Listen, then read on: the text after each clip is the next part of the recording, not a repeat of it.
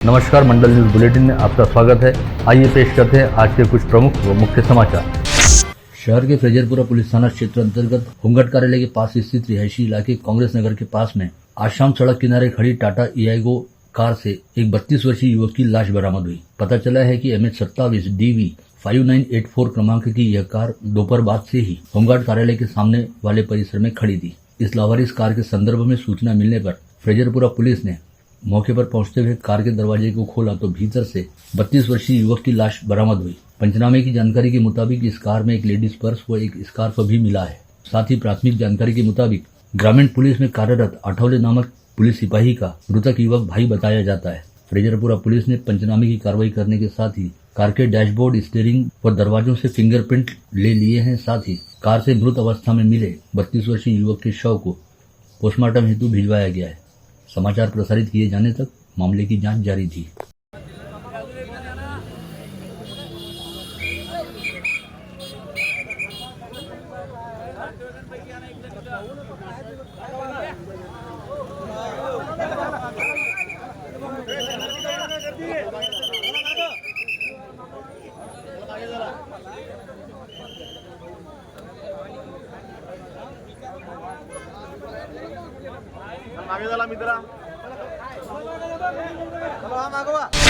जिला मध्यवर्ती सहकारी बैंक के अध्यक्ष बच्चू कडू सहित सत्तारूढ़ दल के 5 संचालकों के खिलाफ अविश्वास प्रस्ताव लाए जाने को उच्च न्यायालय द्वारा हरी झंडी दी रहने से विभागीय सह निबंधक ने 14 फरवरी को अविश्वास प्रस्ताव के लिए विशेष सभा बुलाने की घोषणा की थी। इसी दौरान बैंक के अध्यक्ष बच्चू कडू सहित सत्तारूढ़ दल के 5 संचालकों द्वारा सुप्रीम कोर्ट में अपील दायर की गई, जिस पर सुनवाई करते हुए सुप्रीम कोर्ट ने उच्च न्यायालय के निर्णय पर 4 सप्ताह तक स्थगनादेश दिया है। ऐसे में आगामी 14 फरवरी को बुलाई गई विशेष सभा फिलहाल आगे टल गई है। इसी दौरान बैंक के संचालक बबलू देशमुख गुट के 11 संचालकों ने बैंक के अध्यक्ष बच्चू कडू को संचालक पद से अपात्र करने संदर्भ में दायर मामले पर सुनवाई करते हुए शुक्रवार को विभागीय सह निबंधक ने संबंधितों के नाम कारण बताओ नोटिस जारी की है। नासिक जिला सत्र न्यायालय द्वारा बच्चू कडू के एक मामले में 3 साल की सजा सुनाए जाने के सबूत विपक्षी संचालकों द्वारा दिए गए हैं, जिसके चलते और बैंक की उपविधि में 1 साल से अधिक सजा हुए संचालक इस पद के लिए अपात्र साबित होते हैं। इसी विषय को लेकर जिला मध्यवर्ती सहकारी बैंक में इन दिनों जमकर राजनीतिक उठापटक चल रही है।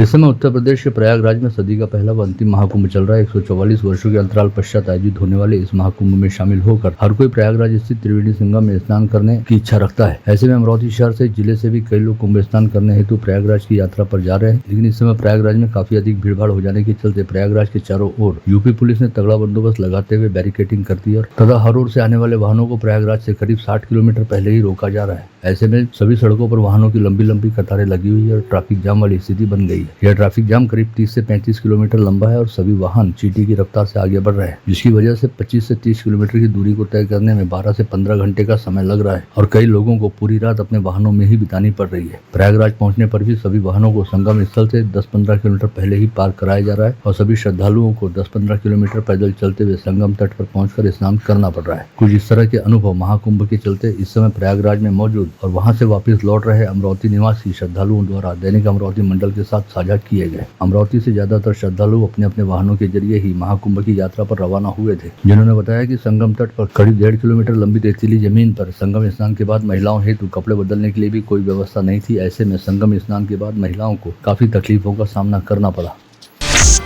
अचलपुर निर्वाचन क्षेत्र के पूर्व विधायक तथा प्रहार जनशक्ति पार्टी के मुखिया बच्चू कडू ने गत रोज छत्रपति संभाजीनगर में मीडिया के साथ बातचीत करते हुए निर्वाचन आयोग की कार्यप्रणाली को लेकर बड़ा सवालिया निशान लगाया और निर्वाचन आयोग पर वोटों की चोरी करने का आरोप लगाते हुए पूर्व विधायक बच्चू कडू ने कहा कि नागरिकों ने ईवीएम मशीन के जरिए मतदान करना ही नहीं चाहिए, बल्कि ईवीएम मशीनों को फोड़ देना चाहिए। ऐसा सिर्फ 1-2 स्थानों पर नहीं बल्कि सभी स्थानों पर होना चाहिए और हर मतदान केंद्र की ईवीएम मशीन को फोड़ दिया जाना चाहिए। पूर्व विधायक बच्चू कडू द्वारा ईवीएम मशीनों के साथ तोड़फोड़ किए जाने को लेकर दिया गया बयान सामने आते ही चांदूर बाजार नगर परिषद के पूर्व भाजपा पार्षद गोपाल तिनमारे ने पूर्व विधायक बच्चू कडू के बयान को राष्ट्रद्रोह का मामला बताते हुए बच्चू कडू के खिलाफ चांदूर बाजार पुलिस थाने में शिकायत दर्ज कराई और बच्चू कडू के खिलाफ अपराध दर्ज किए जाने की मांग उठाई। केंद्रीय मंत्री नितिन गडकरी द्वारा नागपुर में आयोजित सांसद औद्योगिक महोत्सव में मुख्यमंत्री देवेंद्र फडणवीस द्वारा अमरावती में आयुध कारखाने के लिए पुणे के उद्योगपति गणेश निवे की पेशकश का विशेष रूप से उल्लेख किया गया था। इस बारे में मुख्यमंत्री से पूछे जाने पर उन्होंने स्पष्ट किया कि मिसाइल के लॉन्चिंग पैड में बड़े पैमाने पर कपास का उपयोग होता है। यह जानकारी अमरावती MIDC एसोसिएशन के अध्यक्ष किरण पातुरकर ने दी। पातुरकर ने बताया कि रविवार को उन्होंने उक्त महोत्सव के समापन अवसर पर मुख्यमंत्री फडणवीस से इस बारे में चर्चा की थी।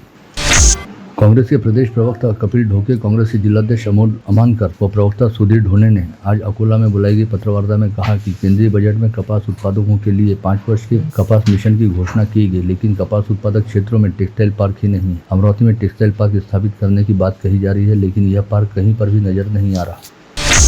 कक्षा 12वीं के 122 तथा कक्षा 10वीं के 196 परीक्षा केंद्रों पर बड़े पैमाने पर नकल की शिकायतें मिलने से इन केंद्रों के पर्यवेक्षक बदल दिए गए। वहीं इस बीच कल से कक्षा 12वीं की और आगामी 21 फरवरी से कक्षा 10वीं की बोर्ड परीक्षाएं शुरू हो रही हैं। संभाग के 542 केंद्रों पर कक्षा 12वीं के 1,52,982 छात्र छात्राएं परीक्षा देंगे। उसी प्रकार कक्षा 10वीं की 21 फरवरी से शुरू होने जा रही परीक्षा के लिए 721 केंद्र बनाए गए हैं, जहाँ पर 1,64,048 विद्यार्थी पर्चे छुड़ाएंगे। यह जानकारी विभागीय शिक्षा बोर्ड की अध्यक्षा नीलिमा टाके ने पत्रवार्ता में दी। यावर्षी जी इयत्ता 10वी आणि 12वीची होऊ घातलेली परीक्षा आहे। माहे फेब्रुवारी मार्चमध्ये ही परीक्षा संपन्न होते आहे। इयत्ता 12वीची परीक्षा ही 11 फेब्रुवारी 2025 ते 18 मार्च 2025 पर्यंत या कालावधीत संपन्न होणार आहे। तर 10वीची परीक्षा ही 21/2/25 ते 17/3/25 या कालावधीत संपन्न होत आहे। इयत्ता 12वीसाठी एकूण प्रविष्ट असलेले विद्यार्थी 1,52,982 असून एकूण 542 केंद्रावर ही परीक्षा संपन्न होत आहे। त्यासाठी 73 DCs आहेत। तर 10वीची परीक्षार्थी आहे 1,64,048 विद्यार्थी या परीक्षेला प्रविष्ट झालेले आहे। तर ह्या सर्व 10वीच्या विद्यार्थ्यांची 721 केंद्रावर परीक्षा होणार आहे। यामध्ये 2 प्रकारचे विद्यार्थी गट म्हटल्यापेक्षा केंद्रांची निश्चिती केलेली आहे। मार्च महिन्यातली फेब्रुवारी मार्च महिन्यामधली जी परीक्षा आहे ते 2018 पासून तर 2024 पर्यंत ज्या परीक्षा केंद्रावर किमान एक जरी कॉपी केस झाली आहे तर अशा केंद्रांचं सेपरेशन करण्यात आलेलं आहे। अशी परीक्षा केंद्रांची संख्या 12वीसाठी 124 असून विभागांतर्गत 10वीची 98 आहे। जिलाधीश कार्यालय में आयोजित कृषि प्रदर्शनी संबंधी बैठक में अपने विचार व्यक्त करते हुए जिलाधीश सौरभ कटियार ने कहा कि आत्मा की ओर से आगामी 14 फरवरी से साइंसकोर मैदान पर 5 दिवसीय कृषि विकास परिषद व प्रदर्शनी का आयोजन किया जा रहा है, जिसमें मिर्जा एक्सप्रेस सहित कई सांस्कृतिक कार्यक्रमों की रेल चल रहेगी, जिसका सभी नागरिकों ने लाभ लेना चाहिए। अमरावती विभागीय क्रीड़ा स्पर्धा में अमरावती जिले ने लगातार तीसरी बार सर्वसाधारण विजेता पद का बहुमान हासिल किया। अकोला में 7 से 9 फरवरी के दौरान हुई इस स्पर्धा में संभाग के 5 जिलों ने सहभाग लिया था। इस स्पर्धा में अमरावती जिले का नाम रोशन करने वाले जिला प्रशासन के अधिकारियों कर्मचारियों का जिलाधीश सौरभ कटियार, अपर जिलाधीश सूरज वाघमारे व निवासी जिलाधीश अनिल भटकर द्वारा अभिनंदन किया गया है। अमरावती मनपा क्षेत्र के सुखली कंपोस्ट डिपो में होने वाले प्रदूषण के लिए महानगर पालिका को जिम्मेदार ठहराते हुए केंद्रीय हरित लवाद ने मनपा पर वर्ष 2020 में 47 करोड़ रुपए का जुर्माना ठोका था, जिसे रद्द करने के लिए मनपा द्वारा सुप्रीम कोर्ट में दायर याचिका पर सुनवाई चल रही है। आज इस मामले में प्रतिवादी व आवेदक की जीरा सुनकर 3 सप्ताह बाद अगली सुनवाई करना सुप्रीम कोर्ट ने तय किया है। अमरावती व आसपास के क्षेत्रों में विगत कुछ दिनों से तापमान लगातार धीरे धीरे ऊपर उठ रहा है। इस समय न्यूनतम तापमान 16 से 17 डिग्री व अधिकतम तापमान 33 से 34 डिग्री रहने की जानकारी मौसम विज्ञानी अनिल बंडल द्वारा दी गई। उन्होंने बताया कि गर्मी का असल सीजन हमेशा की तरह मार्च माह से ही प्रारंभ होगा।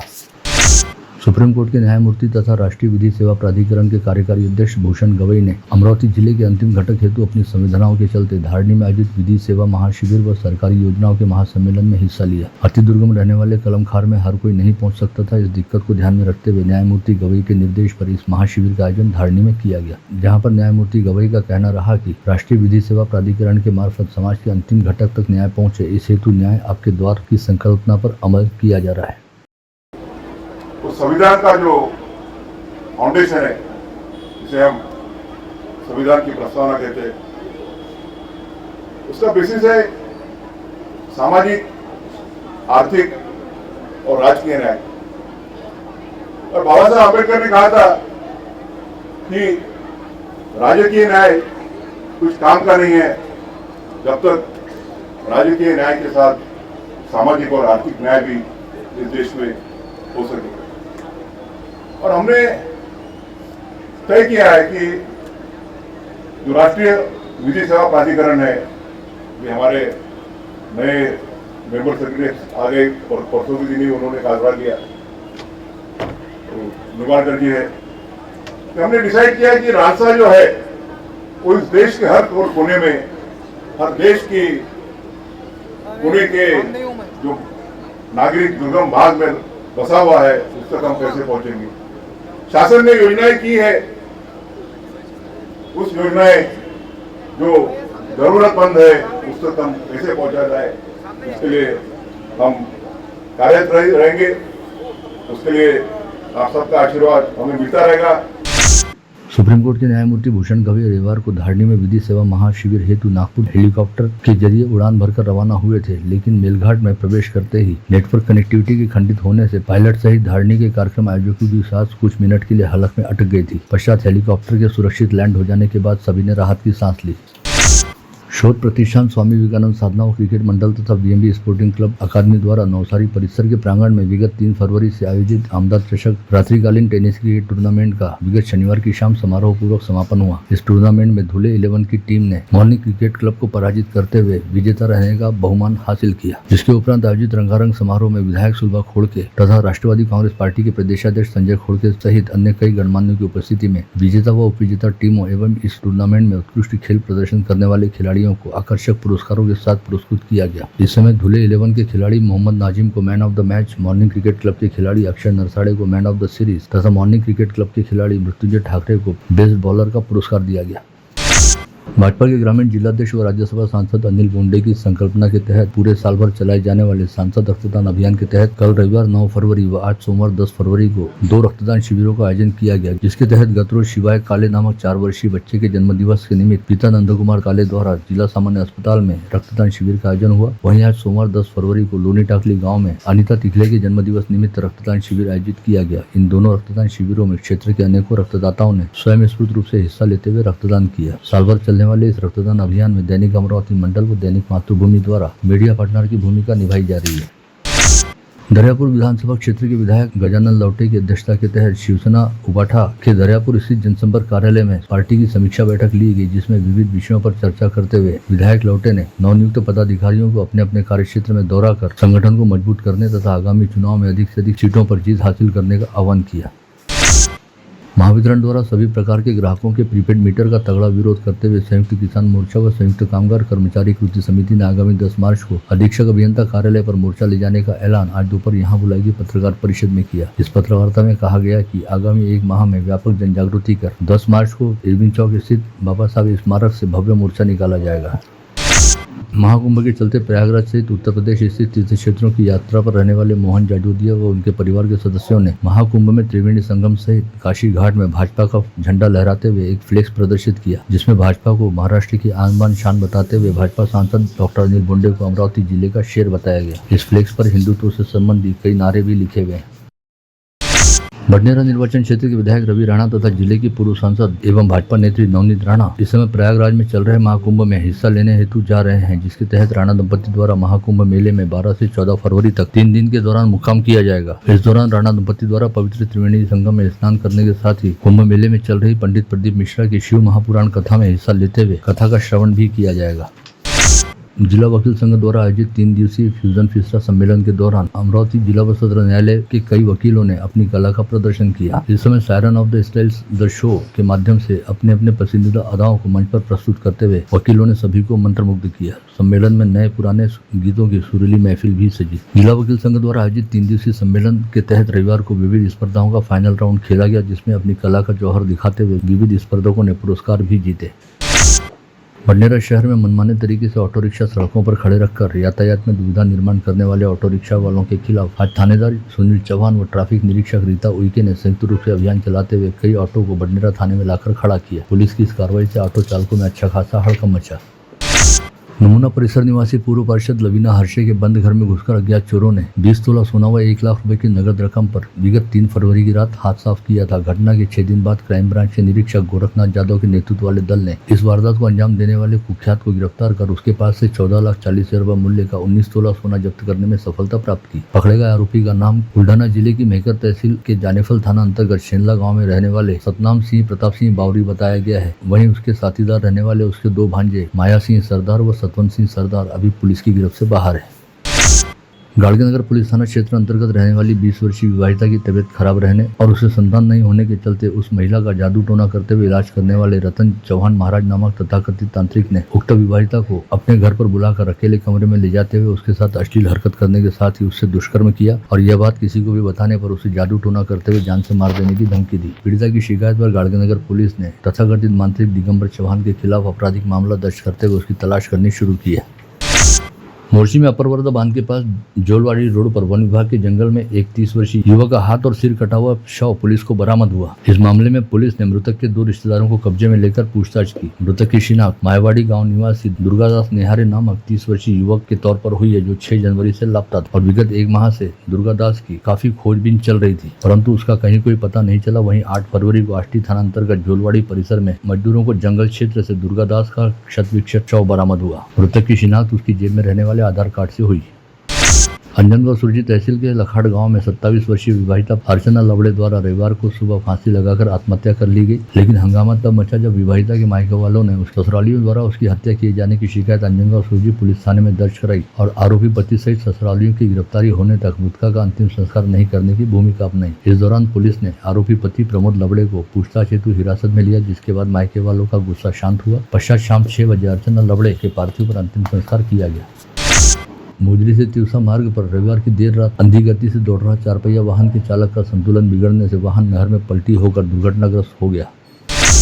गाड़गेनगर पुलिस थाना क्षेत्र के तपोवन परिसर में जिजाऊ नगर में रहने वाली संस्कृति राउत नामक 25 वर्षीय युवती की मृत्यु मामले में पुलिस द्वारा सभी संदिग्धों से जांच व पूछताछ किए जाने के बावजूद पुलिस के हाथ अब तक कोई सबूत या सुराग नहीं लगा है। ऐसे में तमाम पहलुओं की जांच पड़ताल के बाद भी इस मामले को लेकर पुलिस के हाथ पूरी तरह से खाली है और यह मामला आज 12 दिन बाद भी गाड़गेनगर पुलिस सहित शहर पुलिस आयुक्तालय के लिए अनसुलझी गुत्थी बना हुआ है।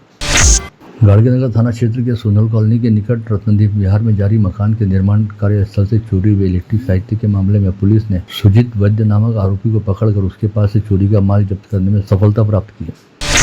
चिखलदरा तहसील के रेटियाखेड़ा गांव में रविवार को जुल्फा ढिकार नामक व्यक्ति पर भालू ने हमला कर उसे गंभीर रूप से घायल कर दिया। बुल्ढाना जिले की संग्रामपुर तहसील के पातुड़ा गांव में गौरव देशमुख नामक युवक ने शराब के नशे में धो धोकर अपनी ही मां को जिंदा जला देने का प्रयास किया। इस घटना को लेकर तामगांव थाने में आपराधिक मामला दर्ज किया गया। साथ ही पुलिस ने आरोपी युवक को गिरफ्तार किया। मोतियापुर तहसील के रामटेक गांव में क्रिकेट खेलने को लेकर हुए झगड़े की वजह से 16 वर्षीय नाबालिग ने 20 वर्षीय आर्यन श्रीवास नामक युवक पर तेज धारदार हथियार से प्राणघातक हमला कर उसे बुरी तरह घायल किया। 7 फरवरी की शाम घटित इस हमले में घायल आर्यन श्रीवास को इलाज हेतु अमरावती के जिला सामान्य अस्पताल में भर्ती कराया गया है।